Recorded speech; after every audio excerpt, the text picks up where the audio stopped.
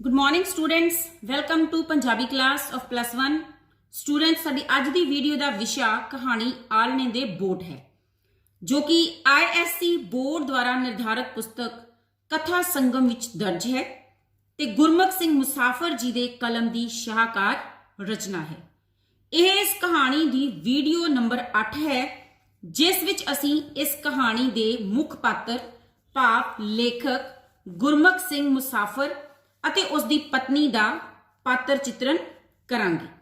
ਹਾਂਜੀ, ਕਹਾਣੀ ਆਲਣੇ ਦੇ ਬੋਟ, ਪਾਤਰ ਚਿੱਤਰਨ, ਲੇਖਕ ਗੁਰਮੁਖ ਸਿੰਘ ਮੁਸਾਫਿਰ। ਫਸਟ ਪੁਆਇੰਟ ਹੈ ਜਾਣ ਪਛਾਣ।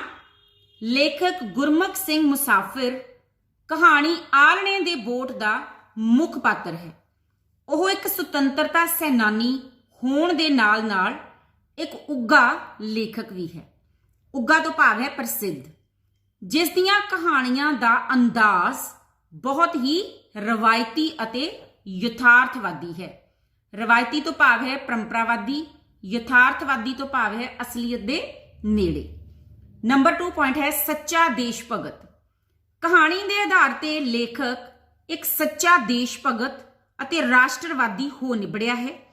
ਉਹ ਕਾਂਗਰਸੀ ਆਗੂ ਦੇ ਤੌਰ ਤੇ ਹਿੰਦੁਸਤਾਨ ਛੱਡ ਦਿਓ ਅੰਦੋਲਨ ਵਿੱਚ ਬਹੁਤ ਹੀ ਸਰਗਰਮ ਭੂਮਿਕਾ ਨਿਭਾਉਂਦਾ ਹੈ ਤੇ ਕਈ ਵਾਰ ਜੇਲ੍ਹ ਯਾਤਰਾ ਕਰਦਾ ਹੈ। ਨੰਬਰ 3 ਕੁਰਬਾਨੀ ਦਾ ਪੁਤਲਾ। ਲੇਖਕ ਦੇਸ਼ ਦੀ ਆਜ਼ਾਦੀ ਲਈ ਜਿੱਥੇ ਆਪ ਸੰਘਰਸ਼ ਕਰਦਾ ਹੈ, ਉੱਥੇ ਉਸ ਦੇ ਟੱਬਰ ਨੂੰ ਵੀ ਰੁਲਣਾ ਪੈਂਦਾ ਹੈ। ਉਸ ਦੀ ਗੈਰ ਮੌਜੂਦਗੀ ਵਿੱਚ ਉਸ ਦੇ ਪਰਿਵਾਰ ਨੂੰ ਕਈ ਸਰੀਰਕ, ਮਾਨਸਿਕ ਅਤੇ ਆਰਥਿਕ ਸੰਤਾਪ ਭੋਗਣੇ ਪੈਂਦੇ ਹਨ, ਪਰ ਉਹ ਫਿਰ ਵੀ ਆਪਣੇ ਦੇਸ਼ ਪ੍ਰਤੀ ਫਰਜ਼ਾਂ ਤੋਂ ਪਿੱਛੇ ਨਹੀਂ ਹਟਦਾ। ਨੰਬਰ 4 ਹੈ ਪਤਨੀ ਤੇ ਮਾਣ ਕਰਨ ਵਾਲਾ। ਲੇਖਕ ਆਪਣੀ ਪਤਨੀ ਤੇ ਬਹੁਤ ਮਾਣ ਮਹਿਸੂਸ ਕਰਦਾ ਹੈ, ਕਿਉਂਕਿ ਜਦ ਵੀ ਪੁਲਿਸ ਲੇਖਕ ਨੂੰ ਗ੍ਰਿਫਤਾਰ ਕਰਨ ਆਉਂਦੀ ਸੀ ਤਾਂ ਉਸ ਦੀ ਪਤਨੀ ਬੜੇ ਫਖਰ ਨਾਲ ਉਸ ਨੂੰ ਫੁੱਲਾਂ ਦਾ ਹਾਰ ਪਾ ਕੇ ਵਿਦਾ ਕਰਦੀ ਸੀ। ਇਸ ਤੋਂ ਇਲਾਵਾ ਉਹ ਲੇਖਕ ਦੀ ਗੈਰ ਮੌਜੂਦਗੀ ਵਿੱਚ ਸਾਰੇ ਪਰਿਵਾਰ ਦੀ ਦੇਖਭਾਲ ਬੜੀ ਹਿੰਮਤ ਨਾਲ ਕਰਦੀ ਸੀ। ਇਸੇ ਲਈ ਲੇਖਕ ਆਪਣੀ ਪਤਨੀ ਤੇ ਮਾਣ ਜਤਾਉਂਦਿਆਂ ਕਹਿੰਦਾ ਹੈ, ਕੁਰਬਾਨੀ ਕਿਸ ਦੀ, ਜੀਂਦੀ ਰਹੇ ਮੇਰੇ ਬੱਚਿਆਂ ਦੀ ਮਾਂ। ਨੰਬਰ 5 ਪਿਤਾ ਨੂੰ ਪਿਆਰ ਕਰਨ ਵਾਲਾ। ਕਹਾਣੀ ਦੇ ਆਧਾਰ ਤੇ ਪ੍ਰਤੱਖ ਹੁੰਦਾ ਹੈ ਕਿ ਲੇਖਕ ਆਪਣੇ ਪਿਤਾ ਨੂੰ ਬਹੁਤ ਪਿਆਰ ਕਰਦਾ ਸੀ। ਲੇਖਕ ਨੂੰ ਜਦ ਸ਼ਾਹਪੁਰ ਜੇਲ੍ਹ ਵਿੱਚ ਆਪਣੀ ਨਜ਼ਰਬੰਦੀ ਸਮੇਂ ਮੁਨਸ਼ੀ ਹਰੀ ਲਾਲ ਦੇ ਮੂੰਹੋਂ ਆਪਣੇ ਪਿਤਾ ਜੀ ਦੇ ਸਵਰਗਵਾਸ ਹੋਣ ਦੀ ਖਬਰ ਮਿਲਦੀ ਹੈ ਤਾਂ ਉਸ ਦੀ ਚੀਸ ਨਿਕਲ ਜਾਂਦੀ ਹੈ। ਉਹ ਦੇਰ ਰਾਤ ਤੱਕ ਬੇਚੈਨ ਰਹਿੰਦਾ ਹੈ ਤੇ ਇੱਕ ਕੈਦੀ ਸਾਥੀ ਦੇ ਪੁੱਛਣ ਤੇ ਦੱਸਦਾ ਹੈ ਕਿ ਉਸ ਦੇ ਪਿਤਾ ਜੀ ਹੀ ਉਸ ਦੇ ਮਾਤਾ ਜੀ ਸਨ। ਨੰਬਰ 6 ਪਰਿਵਾਰ ਪ੍ਰਤੀ ਫਿਕਰਮੰਦ। ਲੇਖਕ ਬੇਸ਼ੱਕ ਰਾਜਸੀ ਸਰਗਰਮੀਆਂ ਕਾਰਨ ਜੇਲ੍ਹ ਵਿੱਚ ਸੀ, ਪਰ ਉਹ ਆਪਣੇ ਪਰਿਵਾਰ ਬਾਰੇ ਵੀ ਫਿਕਰਮੰਦ ਰਹਿੰਦਾ ਸੀ। ਇਸ ਲਈ ਪਿਤਾ ਜੀ ਦੀ ਮੌਤ ਬਾਰੇ ਸੁਣ ਕੇ ਉਸ ਦੀ ਇਹ ਜਾਣਨ ਦੀ ਚਾਹ ਬਣੀ ਰਹਿੰਦੀ ਹੈ ਕਿ ਪਿਤਾ ਜੀ ਕਿੱਥੇ ਤੇ ਕਿਸ ਬਿਮਾਰੀ ਨਾਲ ਗੁਜ਼ਰੇ ਹਨ, ਕੋਈ ਦਾਰੂ ਦਰਮਲ ਵੀ ਹੋਇਆ ਕਿ ਨਹੀਂ। ਹਾਂਜੀ, ਨੰਬਰ 7 ਹੈ ਪਰਿਵਾਰਕ ਸਹਿਯੋਗ ਦਾ ਪਾਤਰ।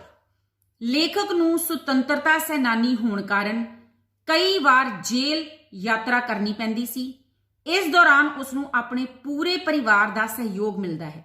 ਉਸ ਦੀ ਪਤਨੀ, ਪਿਤਾ, ਭਰਾ ਤੇ ਹੋਰ ਸੰਬੰਧੀ ਜਿੱਥੇ ਉਸ ਦੇ ਘਰ ਬਾਹਰ ਤੇ ਬੱਚਿਆਂ ਨੂੰ ਸੰਭਾਲਦੇ ਹਨ, ਉੱਥੇ ਉਸ ਨੂੰ ਚਿੱਠੀਆਂ ਰਾਹੀਂ ਪਰਿਵਾਰ ਪ੍ਰਤੀ ਫਿਕਰਮੰਦ ਨਾ ਹੋਣ ਲਈ ਵੀ ਕਹਿੰਦੇ ਹਨ। ਬੱਚਿਆਂ ਦੇ ਪਿਆਰ ਦਾ ਪਾਤਰ। ਲੇਖਕ ਦੇ ਬੱਚੇ ਉਸ ਨੂੰ ਬੇਓੜਕ ਪਿਆਰ ਕਰਦੇ ਸਨ। ਇਸੇ ਲਈ ਜਦ ਉਸ ਦੀ ਵੱਡੀ ਕੁੜੀ ਬਿਮਾਰ ਹੁੰਦੀ ਹੈ ਤਾਂ ਉਸ ਦੀ ਪਤਨੀ ਦਾ ਖਿਆਲ ਹੁੰਦਾ ਹੈ ਕਿ ਜੇਕਰ ਉਹ ਸਾਤਾ ਭਰ ਕਰ ਰਹਿ ਲਵੇ ਤਾਂ ਸ਼ਾਇਦ ਕੁੜੀ ਦੇ ਮਨ ਤੇ ਚੰਗਾ ਅਸਰ ਪਵੇਗਾ।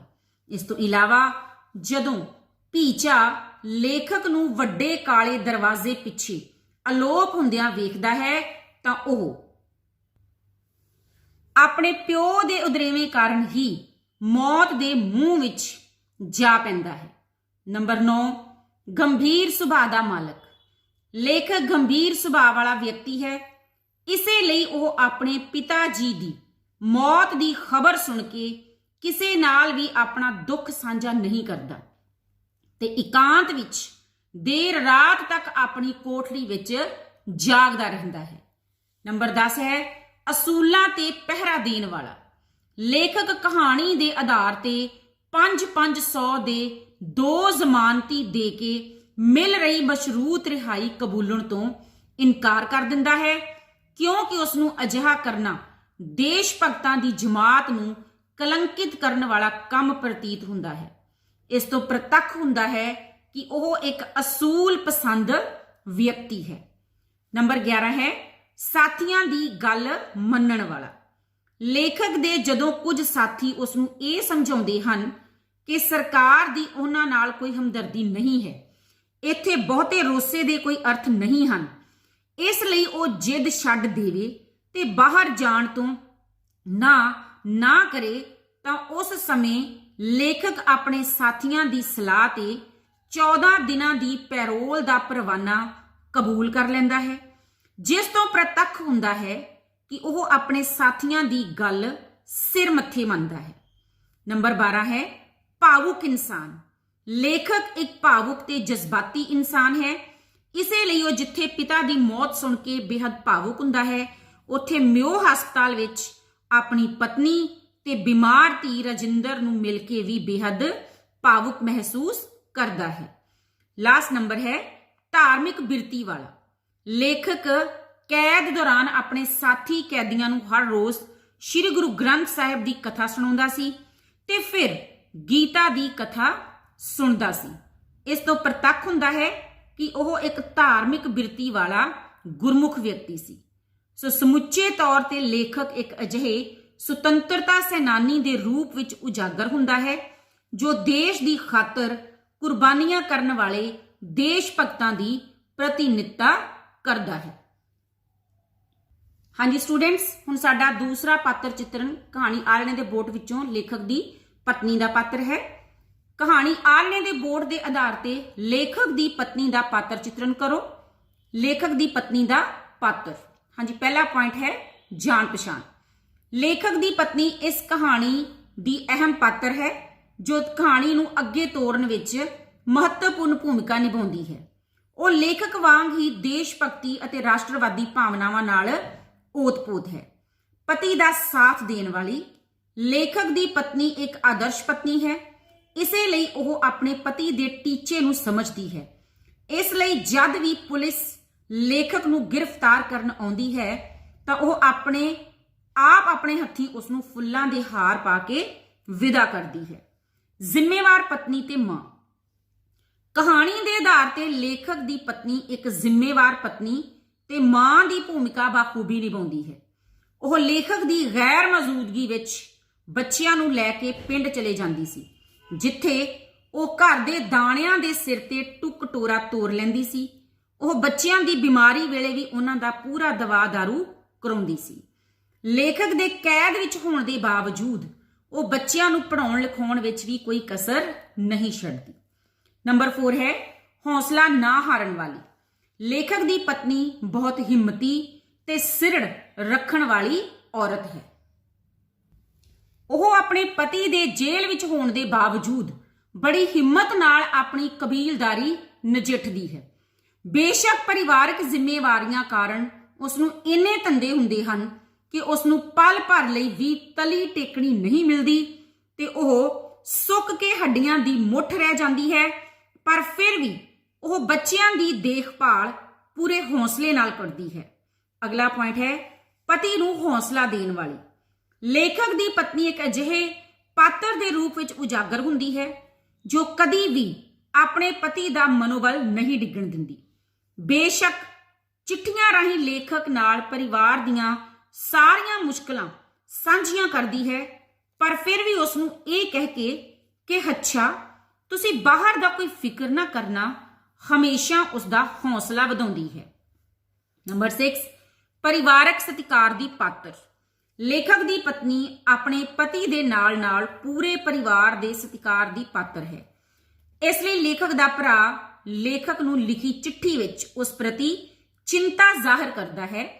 राजिंदर भी जदों म्यो हस्पताल विच हुंदी है ਤਾਂ ਲੇਖਕ ਨੂੰ ਕਹਿੰਦੀ ਹੈ ਭਾਬੀ ਜੀ ਨੂੰ ਸਮਝਾਓ ਚਿੰਤਾ ਨਾਲ ਨਿਬੜਦੀ ਜਾਂਦੀ ਹੈ। ਨੰਬਰ 7 ਹੈ ਵਹਿਮਾਂ ਵਿੱਚ ਵਿਸ਼ਵਾਸ ਰੱਖਣ ਵਾਲੀ। ਕਹਾਣੀ ਦੇ ਆਧਾਰ ਤੇ ਉਹ ਵਹਿਮਾਂ ਭਰਮਾਂ ਵਿੱਚ ਵੀ ਵਿਸ਼ਵਾਸ ਰੱਖਣ ਵਾਲੀ ਔਰਤ ਦੇ ਰੂਪ ਵਿੱਚ ਉਜਾਗਰ ਹੁੰਦੀ ਹੈ। ਇਸ ਲਈ ਉਹ ਆਪਣੀ ਧੀ ਰਾਜਿੰਦਰ ਦੇ ਬਿਮਾਰ ਹੋਣ ਤੇ ਵਹਿਮ ਕਰਦੀ ਹੋਈ ਆਖਦੀ ਹੈ ਕਿ ਤੈਨੂੰ ਨਜ਼ਰ ਲੱਗ ਗਈ ਹੈ। ਚਾਟੀ ਰੇਸ ਚੋਂ ਤੂੰ ਪਹਿਲਾ ਇਨਾਮ ਲੈ ਕੇ ਘਰ ਆਈ ਤੇ ਉਸੇ ਦਿਨ ਬਿਮਾਰ ਹੋ ਗਈ। ਭਾਵੁਕ ਤੇ ਜਜ਼ਬਾਤੀ। ਲੇਖਕ ਦੀ ਪਤਨੀ ਸੁਭਾਅ ਪੱਖੋਂ ਭਾਵੁਕ ਤੇ ਜਜ਼ਬਾਤੀ ਔਰਤ ਹੈ। ਇਸੇ ਲਈ ਜਦ ਲੇਖਕ ਮਿਓ ਹਸਪਤਾਲ ਪਹੁੰਚਦਾ ਹੈ ਤਾਂ ਉਸ ਦਾ ਗੱਜ ਭਰ ਆਉਂਦਾ ਹੈ ਤੇ ਭਰੇ ਹੋਏ ਕੰਠ ਨਾਲ ਆਖਦੀ ਹੈ ਕਿ ਹੁਣ ਆਏ ਨੇ। ਸਮੁੱਚੇ ਤੌਰ ਤੇ ਲੇਖਕ ਦੀ ਪਤਨੀ ਦੇਸ਼ ਭਗਤੀ ਦੀ ਭਾਵਨਾ ਨਾਲ ਭਰਪੂਰ, ਆਦਰਸ਼ ਪਤਨੀ ਤੇ ਮਾਂ, ਹੌਸਲਾ ਨਾ ਹਾਰਨ ਵਾਲੀ, ਪਤੀ ਨੂੰ ਹੌਸਲਾ ਦੇਣ ਵਾਲੀ, ਪਰਿਵਾਰਕ ਸਤਿਕਾਰ ਦੀ ਪਾਤਰ ਤੇ ਇੱਕ ਭਾਵੁਕ ਤੇ ਜਜ਼ਬਾਤੀ ਔਰਤ ਹੈ ਜੋ ਇੱਕ ਸੁਤੰਤਰਤਾ ਸੈਨਾਨੀ ਦੀ ਪਤਨੀ ਦੀ ਭੂਮਿਕਾ ਬੜੇ ਸੁਚੱਜੇ ਢੰਗ ਨਾਲ ਨਿਭਾਉਂਦੀ ਹੈ। ਹਾਂਜੀ ਸਟੂਡੈਂਟਸ, ਅੱਜ ਅਸੀਂ ਇਸ ਵੀਡੀਓ ਵਿੱਚ 2 ਪਾਤਰ ਡਿਸਕਸ ਕੀਤੇ ਹਨ। ਤੁਸੀਂ ਇਹਨਾਂ ਦੋਨੋਂ ਪਾਤਰਾਂ ਨੂੰ ਧਿਆਨ ਦੇ ਨਾਲ ਪੜ੍ਹਨਾ ਤੇ ਰਿਵਾਈਜ਼ ਕਰਨਾ ਹੈ। Thank you.